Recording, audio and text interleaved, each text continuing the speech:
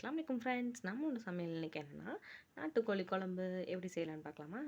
அதுக்கு என்ன பண்ணுறோம் அப்படின்னா, வெங்காயம் இருக்கு இல்லையா? வெறும் வெங்காயம், இஞ்சி, பூண்டு இதெல்லாம் சேர்த்து எங்கள் அம்மா அரைச்சிக்கிட்டாங்க.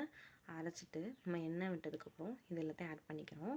ஆட் பண்ணதுக்கப்புறம் நல்லா கிண்டி விட்டுக்கோங்க. அதுக்கப்புறம் 2 மிளகா போட்டுருக்குல்ல, பச்சை மிளகா அதை ஆட் பண்ணிக்கோங்க. அவ்வளோதான். இதை நல்லா கிண்டிக்கிட்டே இருக்கணும். நல்லா கிண்டினதுக்கப்புறம் கொஞ்சோண்டு வற்றணும். எப்படி சொல்கிறது, எண்ணெய் ஆல்ரெடி என்ன ஆயிடுச்சு, சுருங்கிடுச்சு. ஸோ இது நல்லா கோல்டன் கலரில் வர வரைக்கும் வதக்க விடணும். அப்புறம் என்ன பண்ணணும் அப்படின்னா, உப்பு ஆட் பண்ணிக்கணும். ஏன்னா உப்பு ஆட் பண்ணால் தான் இதோட சேர்ந்து நல்லா வதங்கும்னு சொல்லுவாங்க. வெங்காயத்தோடு ஆட் பண்ணால் தான் நல்லா வதங்கும் அப்படின்னு சொல்லுவாங்க. அதுக்கப்புறம் என்ன பண்ண போகிறாங்கன்னா, தக்காளி இருக்கு இல்லையா, அதை எங்கள் அம்மா அரைச்சி எடுத்துக்கிட்டாங்க. ஒரு 2 3 தக்காளி அரைச்சி எடுத்துக்கிட்டாங்க. இப்போ என்ன பண்ண போகிறோன்னா, இப்போ நாங்கள் வாங்கின ஆட்டுக்கோழிங்க அத்தான் வாங்கிட்டு வந்துட்டாங்க. அதை வெட்டியே வாங்கிட்டு வந்துட்டாங்க. ஸோ அதை என்ன பண்ண போகிறோன்னா, மஞ்சள் போட்டு நல்லா குலுக்கி ஊற வச்சுக்க போகிறோம். இப்போ என்ன பண்ணணும், ஆட் பண்ணிக்கிறோம். அரைச்ச தக்காளி ஆட் பண்ணிக்கிறோம். ஆட் பண்ணிவிட்டு நல்லா கிண்டி விட்டு உப்பு பத்தாத காரணத்தினால உப்பு ஆட் பண்ணிக்கோங்க. தேவையான அளவுக்கு உப்பு ஆட் பண்ணிக்கிட்டோன்னா நல்லா வதங்குற ஸ்மெல் வரும். ஏன்னா எப்போவுமே கிண்டுற வேலை தான் எங்கள் வீட்டில்.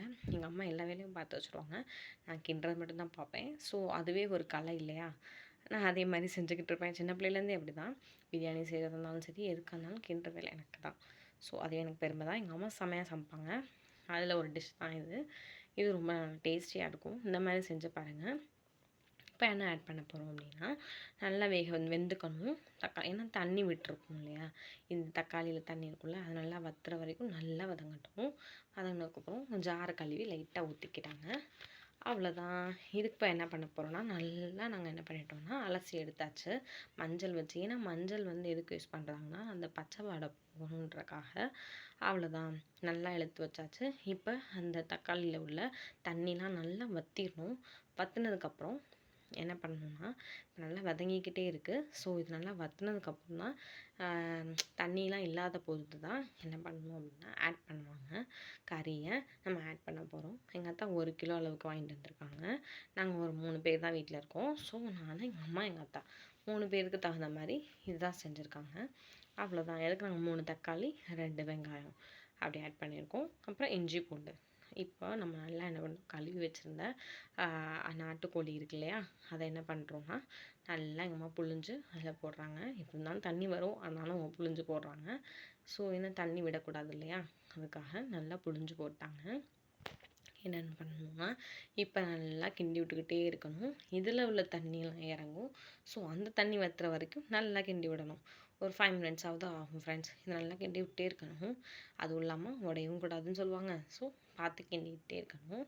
கிண்டி முடிச்சதுக்கப்புறம் தண்ணிலாம் வற்றணும்.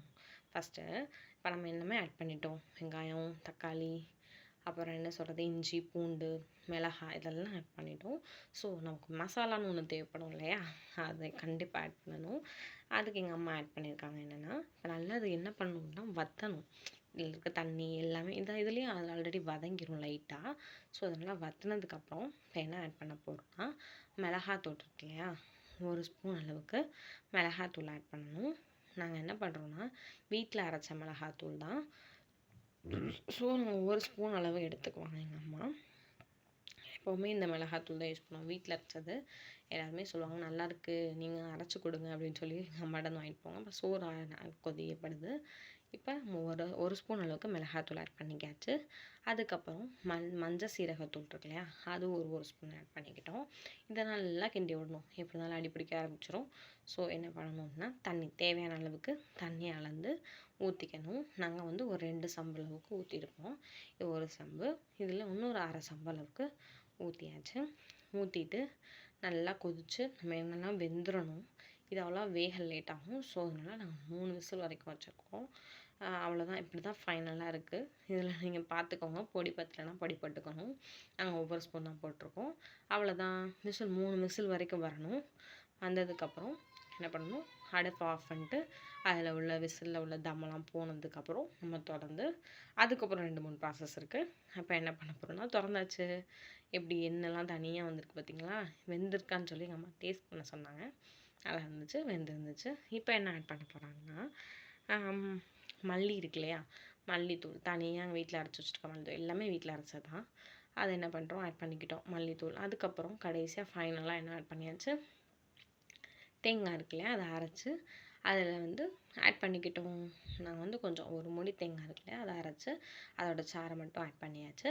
அதோட கடைசியாக ஃபைனலாக நம்ம என்ன ஆட் பண்ணிட்டோம்னா மல்லி இருக்கு இல்லையா, கொத்தமல்லி, அந்த கொத்தமல்லியை போட்டு ஈஸாக நறுக்கி போட்டாச்சா, அவ்வளோதான். இப்போ என்ன பண்ண போகிறோம், சோறு எடுத்து சாப்பிட போகிறோம். அவ்வளோதான். அஸ்ஸலாமு அலைக்கும்.